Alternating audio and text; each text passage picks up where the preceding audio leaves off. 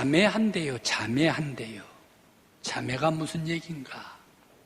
형제 자매, 남매 자매가 아니라 자매, 나를 판다라는 그런 뜻입니다. 때는 1862년 철종 때, 이때에 가정이 너무너무 형편이 없어가지고 먹고 살 것이 없네요. 할아버지는 아파 누워 계시죠. 아버지도 사고가 나가지고 일을 하지를 않죠. 먹을 것이 없죠. 밭대기, 그리고 또 논이라도 있으면 좋겠는데 그러한 밭대기도 없지요. 온 가족들이 다 어머니, 아버지, 할아버지 누워 계시고, 자기의 동생들도 아직 어리고 하는데 16살짜리 소녀아이가 나를 팝니다 라고 쏘붙이고 다녔대요. 그런데 사람들이 뭐라고 얘기를 하는가? 이 사람을 100냥 200냥 주고 만일 사가지고 가서 이 아이를 내가 데리고 산다면 언제 어떻게 해서 저 가난한 사람 도망가 버릴까 모르니까 살 수가 없다는 얘기. 그때에 동원으로 갔습니다. 사또에게 갔습니다. 사또시여, 나를 팔아가지고 이럽니다. 우리 집이. 그래서 나를 팔아서 우리 가족을 먹여 살리려고 하는데 나를 사주는 사람이 없습니다. 그러니까 지금 말로 하면 정부가 나를 보증해 주십시오 라고 부탁을 했습니다. 그때 사또가 바로 이 여인, 16살 소녀, 이 여인을 우리 관원에서 보증을 합니다. 그러니까 모든 사람들 이 사람을 사가시기 바랍니다. 13냥의 상평통보 13냥의 이 아이를 우리가 보증합니다. 사가십시오라고 했다는 그러한 자매입니다. 그때에 바로 이 소녀가 13냥에 팔렸다. 그래도 더 임당수에 빠졌던 심청이는 300냥 아닙니까? 그런데 단 13냥에 팔려갔다라는 그런 얘기. 그러면서 파주대 영원히 자기 집에서 팔아가지고 옮겨준다. 바로 이 자매했다. 당대에 얼마나 힘들었으면 이런 일까지 있었을까 생각을 해봅니다. 그런데 오늘 우리 대한민국은 어떻습니까? 그로부터 150년 지난 지금 우리나라는 세계 속에 위대한, 우리나라는 아니라 그런데도 세계 많은 사람들은 우리 대한민국 보고 선진국이라 그런답니다. 우리는 아직 아닙니다. 해도 외국에서 선진국으로 바라보고 있는데 어떻게 할 거냐는 얘기. 왜 이렇게 선진국 반열에 올려주셨을까 생각을 하면서 오늘 6.25 한국전쟁 74주년 지난 오늘 주일날 하나님 앞에 예배 드릴 때에 우리 하나님께 감사와 영광을 돌려드립니다. 오늘 성경의 본문 말씀은 새로운 거룩한 나라 하나님의 백성의 선포가 오늘 성경의 본문 말씀입니다. 우리나라가 이 정부 대한제국을 잃어버리고 이제 나라를 잃어버릴 때에 대한민국 임시정부를 상해에다가 1919년 4월 11일 날 선포를 하게 되었습니다. 우리나라가 새로운 나라다 말이야 라는 선포식입니다. 오늘 성경의 본문 말씀이 택한 백성 그리고 거룩한 민족 그러면서 왕같은 제사장 하나님의 백성의 새로운 선포식이 오늘의 성경의 본문 말씀입니다. 그렇다면 왜 베드로는 본도와 갈라디아, 가바도기아, 비두니아, 아세아에 흩어져 있는 믿음의 성도들에게 그리고 이방 사람들과 더불어 함께 살고 있는 그 믿음의 성도들에게 너희는 택한 백성이요 거룩한 나라요 왕같은 제사장이다 라고 선포를 했을까요? 분명히 제사장국가 따로 있지 않습니까?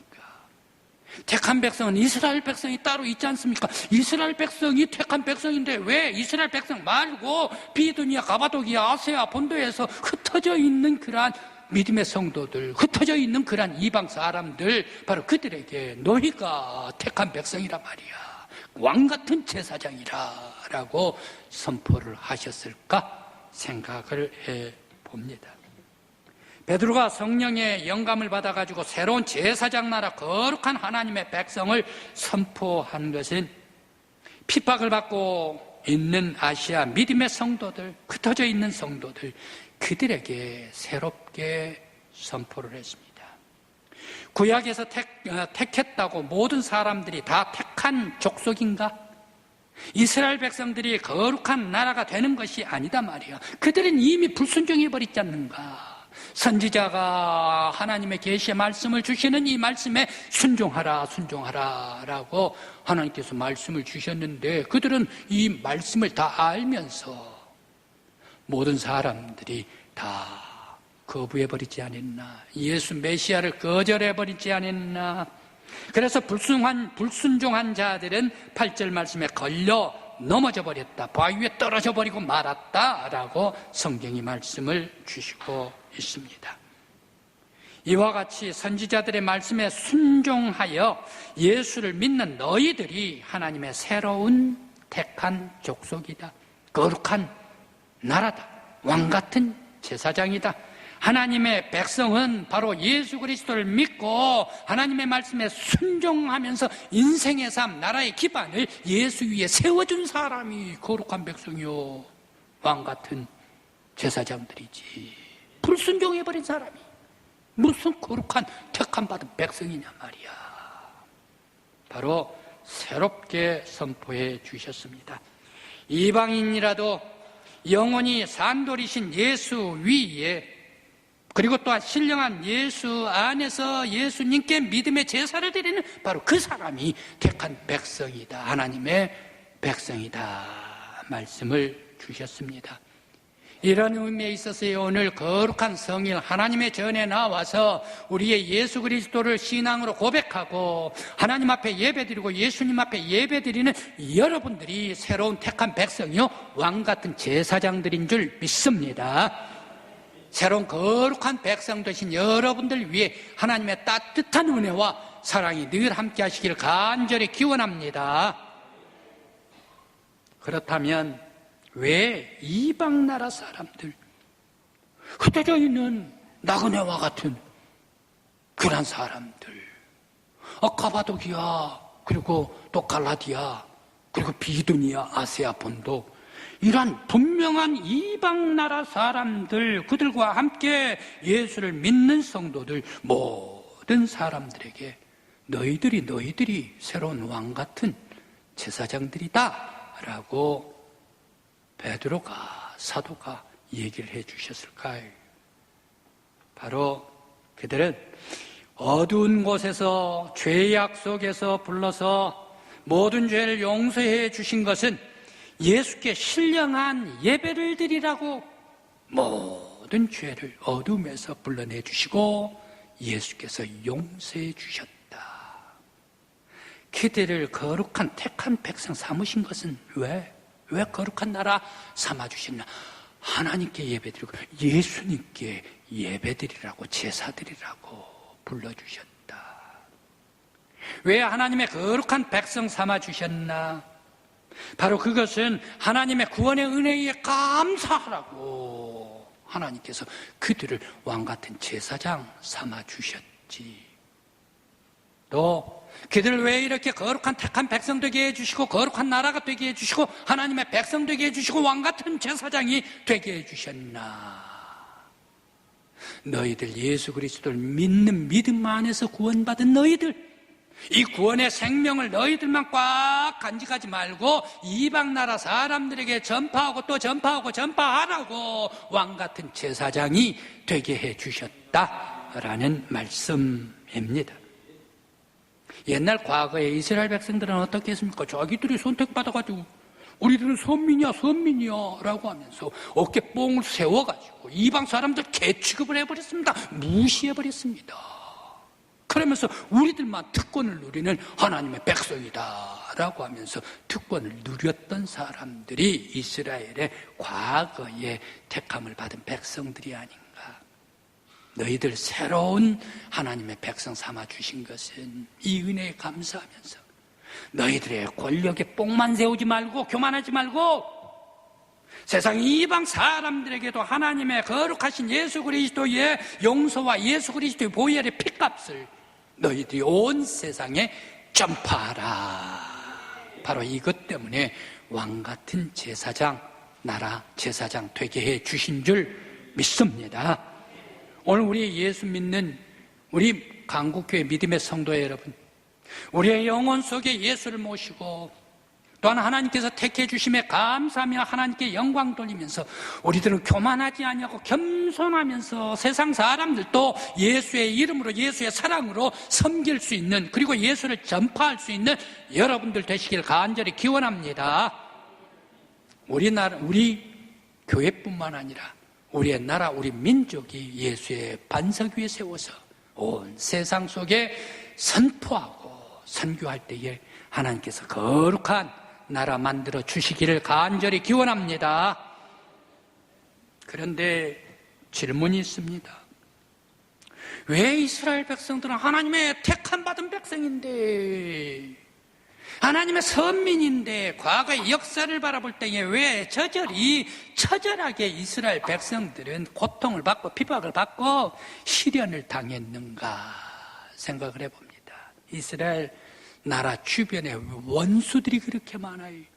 여러분들이 잘 아시는 그러한 블레셋은 어떤 나라입니까? 사울 임금님 때 원수였습니다. 다윗 임금님 때 다윗이 골리앗과 싸웠는데 그 골리앗 출신이 블레셋입니다. 바로 이 블레셋 원초부터 적이었죠. 그러면서 모압, 에돔, 미디안 이런 사람들이 이스라엘을 에워싸가지고 적이죠. 그러면서 저 아람뿐만 아니라 갑자기 나타난 아수르 강대국이 나타났는데 북왕국 이스라엘이 아수르에 멸망당해버리죠. 이 아수르를 물리쳐버리면서 남왕국 유대까지 점령해버린 나라가 그 유명한 바벨론, 바로 이 바벨론이 이 유대 나라 예루살렘 성전까지 다 파괴시켜 버렸죠. 그러면서 역사적으로 볼 때에 그 이후에 안티오코스가 나타나서 이스라엘을 괴롭힙니다. 로마가 나타납니다. 최근에 현대는 2차 세계대전 때는 독일이 나타나지 않습니까? 우리 국민학교 다닐 때에 독일 2차 세계대전을 치르면서 독일 사람들이 아무튼 우리 아리안족이 최고인데 아리안족보다 더 세상에 최고인 그런 족속이 어디가 있는가, 누구인가, 그 족속이 있다면 다 죽여, 최고의 족속이 유대인이라더라, 유대인들 다 죽여 해가지고 우리 국민학교 때는 400만이 죽었다라고 선생님한테 배웠습니다. 그런데 요즘 가만 들어보니까 독일 사람들 와서 얘기한 거 들어보니까 400만이 아니라 유태인들 600만 명을 죽였습니다 라고 얘기를 들려줘요. 아무튼 400만이든 600만이든 300만은 넘었지 않습니까? 600만 명 정도 된다면 어느 정도 인구입니까? 경상북도 전체와 그리고 대구를 다 합쳐놓은 그런 인구보다 더 많은 사람들이 600만 명이란 얘기예요. 이런 사람들 모두가 다 죽여버렸다라는 얘기입니다. 그러면서 또 현대까지 넘어옵니다. 지금으로 넘어옵니다. 지금은 하마스가 와서 이스라엘 괴롭히지요. 하마스만 그런 줄 알았더니 바로 위에 나라 이 레바논의 헤즈볼라가 아주 드론을 가지고 공격을 하죠. 그런 줄 알았더니 저 홍해 저 남쪽 끝에 인도양 걸쳐 있는 바로 그 나라는 예멘이란 이런 나라 후티 반군이 와가지고 미사일을 쏘죠, 이스라엘에. 그런 줄 알았더니 더 먼 나라 이란이 수천 발의 미사일을 보내고 드론을 폭약을 치러가지고 보냈다라고 얘기를 합니다. 왜 이스라엘 주변은 적들이 이렇게 많은가? 그들은 하나님께서 주신 이 선택받은 족속 민족 이것을 가지고 우리만이라고 교만 끼어려가지고 우리가 최고야 하면서 하나님을 꽉 묶어 성전을 꽉 묶어가지고 자기들만 최고로 살았기 때문에 세상 사람들에게 긍휼을 베풀지를 않았습니다. 세상 사람들에게 하나님을 전파하지를 않았습니다. 그들은 교만했기 때문에 오늘 8절 말씀에 그들이 버린 돌이 모퉁이 돌이 되어가지고 모퉁이 돌이 바위돌이 되어가지고 사람들이 떨어지기만 하면 전부 다 가루가 되어버렸다라고 말씀을 주시고 믿습니다. 현재 하나님께서 선지자들에게 구원자 메시아를 보내겠다라고 했는데 이스라엘 백성들은 메시아 예수를 거부해버렸습니다. 불순종해버렸습니다. 그러면서 보내신 메시아 예수를 십자가에 못 박아버리고 말았습니다. 죽여버렸습니다. 기를 때 모퉁이 돌이 그들이 죽여버린 예수가 다시 살아나셔가지고 모퉁이 돌이 되시고 머릿돌이 되시고 모퉁이 돌 바윗돌이 돼가지고 그들이 떨어지는 자마다 심판해버리고 말았다라는 사실입니다. 바로 하나님께서 보내신 메시아 예수를 선민 백성이라면 말씀 속에 선지자가 가르쳐준 대로 순종하고 받아들이고 예수를 믿고 인생을 예수 위에 세웠다면, 이스라엘 나라를 세웠다면 세상 속에 위대한 시련과 고통이 없는 선민이 되었을 것입니다. 그러나 거부해버리고 말 때 적들이 호시탐탐 노리고 그 600만 명이 실형을 당하지 않나. 모든 사람들은 예수를 산돌 구원의 메시아로 영혼에 모시고 인생을 그 위에 세워야 합니다. 하나님께서 택한 족속으로 삼아 주실 때에 선민의 특권 사상 의식을 가지지 말고 오히려 겸손히 이방 사람들에게, 믿지 않는 사람들에게 선을 베풀어야 합니다. 그리스도의 사랑을 그들에게 나누어 주어야 합니다. 오늘 여러분들을 왕같은 제사장 삼아주시고 우리 믿음의 성도들, 우리 교회를 거룩한 백성 되게 해주시고 우리 민족을 하나님의 백성 삼아주실 때에 우리들은 예수의 구원을 전파해야 합니다. 그때에 하나님께서 기뻐하시고 우리들을 거룩한 나라, 하나님의 백성, 왕같은 제사장 삼아주시고 더욱더 영광 받으시고 하나님께서 기뻐하시고 하나님의 놀라운 은혜로 덮어주실 줄 믿습니다. 우리 성도들은, 우리 민족, 우리 백성들은 사실 우상을 섬기는 것이 아니라, 죽은 신이 아니라 꼭 예수 위에 우리의 인생과 우리 나라를 세울 때에 우리들의, 여러분들의 믿음을 보시고 우리 한반도에 전쟁은 물러가고 영원한 평화를 주시길 간절한 마음으로 기원합니다.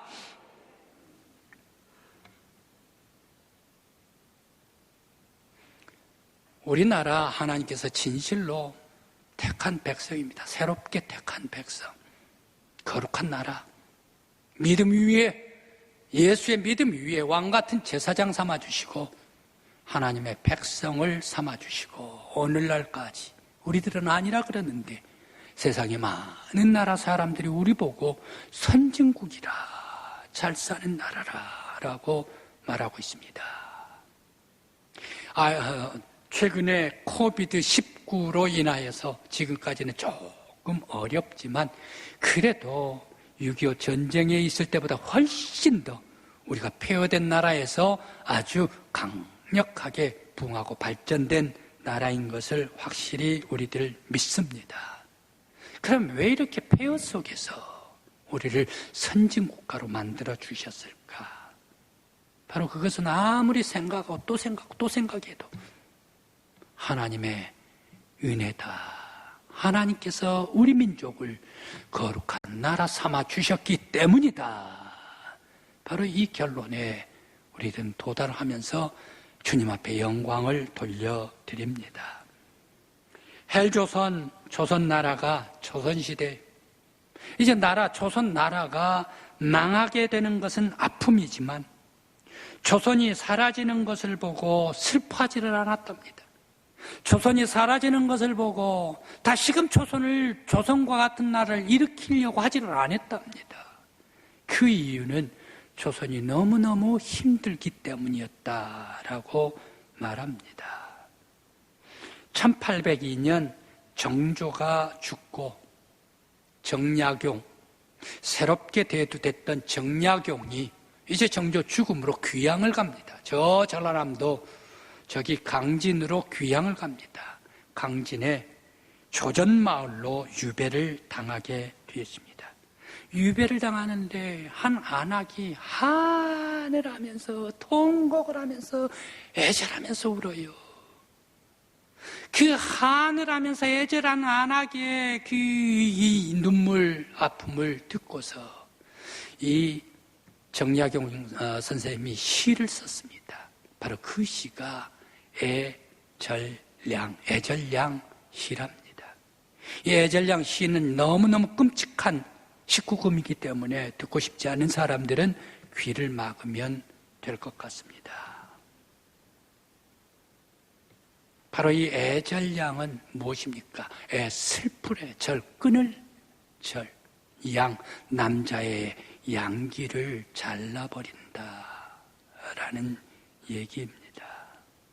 남편이 자기 방에 들어가가지고 칼로서 자기 양기를 잘라버릴 때 아내가 울부짖습니다. 세상에 전쟁에 나가가지고 돌아오지 못한 남자들은 보았는데 세상에 남자들이 자기의 양기를 잘라버린다는 얘기는 내가 들어본 적이 없습니다.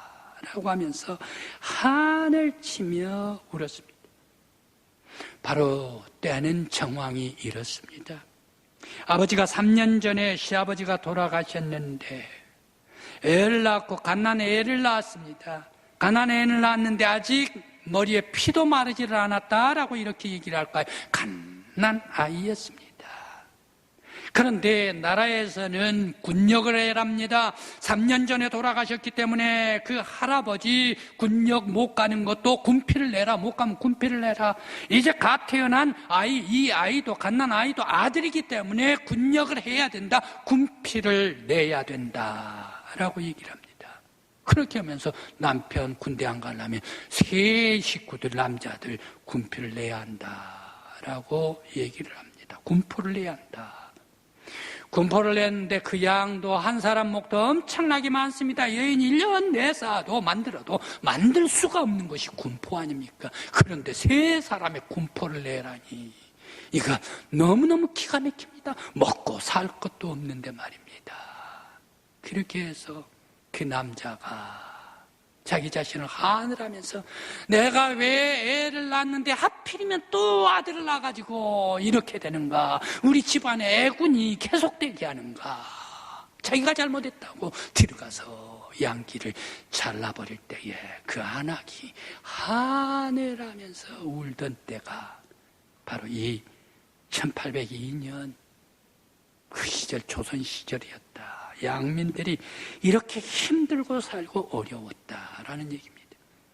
사실 우리나라에서는 조선시대에서는 제일 잘 살 때가 영조, 정조 때랍니다. 영조, 정조가 죽고 2년 후에 이런 일이 벌어졌다면 정조 때도 잘 사는 그런 나라도 우리 조선시대가 얼마나 잘 살았겠는가? 그런 나라가 오늘 우리 대한민국이 되었지 않습니까? 우리 대한민국이 세계 선진국으로 나아갈 수 있었던 것은 무엇 때문일까? 당당한 선진국이 되었습니다. 그것은 경제비 개발 5개년 계획 때문에 장족의 발걸음을 했을까? 아니면 6.25 무엇을 했을까? 왜 이렇게 발전을 했을까? 물론 그런 것도 있겠지요. 그러나 하나님의 도우심이었다. 6.25 전쟁 이후에 휴전을 하고 나가서 세계적으로 기독교 국가 중심으로 원조가 들어왔습니다. 그런데 우리 한국에서는 6.25 사변 이후에 종전을 하고 나서 교회가 급하게 많이 생겨났습니다. 전쟁 통해도 교회가 많이 생겨났습니다. 왜 그랬습니까? 세계 기독교국들이 구호물자를 주니까 구호물자, 고물자 그걸 받아가지고 사람들에게 나눠주기 위해서 교회가 세워졌다라는 얘기입니다. 교회가 급히 재건실에 성장하면서 한국 민주주의 틀을 기독교회에서 마련하게 되었습니다. 훌륭한 사람들은 기독교인들이 많이 나왔습니다. 경제가 부흥하면서 교회를 건축하고 교회도 크게 부흥했습니다. 그러면서 1888년 올림픽으로 세계 여행의 자유화가 되었습니다. 올림픽을 하려면 세계 모든 사람들이 한국으로 와야지요. 그러면 한국만 들어가게 되느냐? 너희들도 나와가지고 우리나라 방문해달란 말이야. 그랬을 때에 세계 글로벌 여행이 자유화가 되어 있습니다. 그때 이 한국교회는 어떻게 됐습니까? 세계여행 자유화가 딱 문이 열어지니까 한국교회에서는 제일 먼저 선교사들을 보내버려요. 아시아, 아프리카, 가난한 나라, 남미까지 말입니다. 이런 나라에 선교사를 1등으로 보내버리더라. 그리고 교회는 선교사들이 아시아, 아프리카, 남미 그리고 유럽까지 보내면서 이제 그 나라 그 민족을 섬겼습니다. 그런데 참 이상한 것이 있습니다. 여러분들도 아마 느낄런지 모르겠습니다. 2002년 월드컵, 분명 월드컵 개최국은 한일 공동 개최국입니다. 그런데 세계 속에 한일 공동 개최국의 생각이 더 강력하게 들어있는가? 아니면 한국에서 월드컵을 개최를 했다라고 생각하는 사람들이 더 많은가? 일본과 같이 개최를 했음에도 불구하고 일본보다 한국이 훨씬 더 세계 속에 홍보가 더 잘 됐습니다. 모든 우리 한국 백성들이 빨간 옷 입고 나와가지고 함께 응원하면서 그때 박자가 있습니다. 이 박자까지 해가지고 세계적으로 유행시켜버리는 우리 한국의 월드컵 아닙니까? 그렇게 될 때 왜 이 세계 속에서 한국의 월드컵을 그렇게 박수를 치면서 응원을 했던가? 아프리카에서도 아시아에서도 남미에서도 축구 좋아하는 나라에서도 왜 그렇습니까? 그 당시에 한국에서 한국 교회에서는 헌 옷을 모았습니다. 헌 옷을 선교사들이 가져갔습니다. 선교사들이 가져가면서 아프리카 사람의 가난한 사람 예수의 이름으로, 아시아 사람도 가난한 사람 예수의 이름으로 다 전달을 해줍니다. 그러면서 섬겼습니다. 그때에 한국이 이런 나라인가, 월드컵 이런 나라에서 월드컵을 하는가 라고 하면서 한국의 월드컵을 그렇게 응원을 하게 되었더라. 그러한 섬김의 선교사들의 기반이 가다가 보니까 바로 이 한국 드라마가 나아갈 때에 많은 해외에서 대장금을 좋아하고, 그러면서 또 케이팝이 나아갈 때에 케이팝 음악을 좋아하고, 그러면서 또 거기에 영화가 나아갈 때에 기생충도 좋아해주고, 그러면서 BTS가 이 아름다운 꽃으로 열매를 맺어버리고, 지금은 어떻습니까? 미국에서는 비빔밥이 그렇게 맛있대요. K푸드 같다고. 근데 비빔밥도 지나갔다나? 미국에서는 한국 김밥이 없어서 못 판답니다. 그 정도로 한국 김밥이 유행된 때가 지금이랍니다. 이렇게 되다가 보면 완도에서 다시 대천에서 김 다시 생산을 해야 할 것 같다라는 그런 생각까지 하게 됩니다.